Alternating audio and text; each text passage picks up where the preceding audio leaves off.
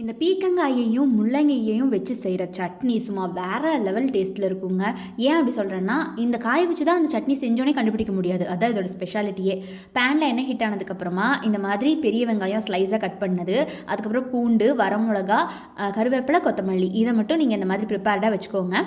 Oil heat ஆனதுக்கப்புறம் உள்ள போட்டு நல்லா வதக்கி விட்டுக்கோங்க, இந்த பொருள் எல்லாத்தையுமே.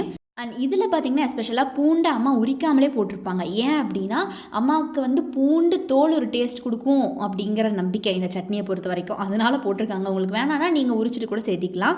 நல்லா இது வெந்து வரட்டும்.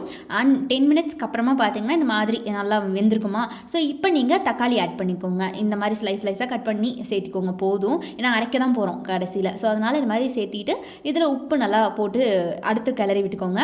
உப்பு சேர்த்தும்போது தக்காளி சீக்கிரமா வெந்துரும் அப்டின்னு அம்மா சொல்லுவாங்க அடிக்கடி. ஒரு நெல்லிக்காய் சைஸ் அளவுக்கு புளி போட்டுக்கோங்க. புளியெல்லாம் எங்களுக்கு ஆகாது, புளிப்பு சேர்த்த மாட்டோம் அப்படின்னு நினைக்கிறவங்க புளி சேர்த்தாம கூட இது செய்யலாம் இந்த சட்னி.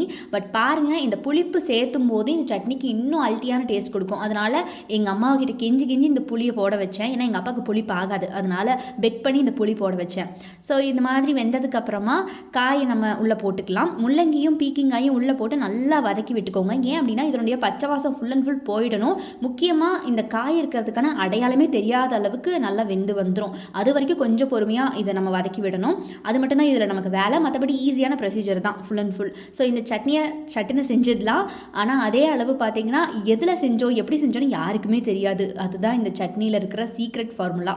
இதுக்கப்புறமா ஒரு 10 to 15 மினிட்ஸில் இந்த மாதிரி நமக்கு வெந்து வந்துடும். ஃபுல் அண்ட் ஃபுல் காயோட வதங்கி, இதுக்கப்புறமா நம்ம அடுப்பை ஆஃப் பண்ணிவிட்டு கொஞ்சம் ஆற வச்சதுக்கப்புறமா நம்ம மிக்சியில் போட்டு இந்த மாதிரி அரைச்சி எடுத்துக்கலாம். அதுக்கப்புறம் பேனில் எண்ணெய் ஊற்றி ஹீட் ஆனதுக்கப்புறமா கடுகு, கருப்புளுந்து, அது கூட இந்த மாதிரி கருவேப்பிலை இது எல்லாத்தையும் நார்மலாக வதக்குமல்ல அந்த மாதிரி வதக்கி உள்ள தாளிப்பு மாதிரி கொட்டிடலாம். இங்கே பாருங்கள் எப்படி வந்திருக்குன்னு. முக்கியமான விஷயம், ஹோட்டல்ஸில் எல்லாமே இந்த சட்னி தான் கொடுப்பாங்க. தண்ணி ஒரு மாதிரி சலசலன்னு தண்ணி ஊற்றி கொடுப்பாங்க. ஏன் அப்படின்னா தக்காளி சட்னின்னு சொல்லி தான் நமக்கு கொடுப்பாங்க. ஆனால் அது தக்காளி சட்னி கிடையாது. இந்த மாதிரி காய் வகையை போட்டு தான் அந்த மாதிரி சட்னி அரைப்பாங்க.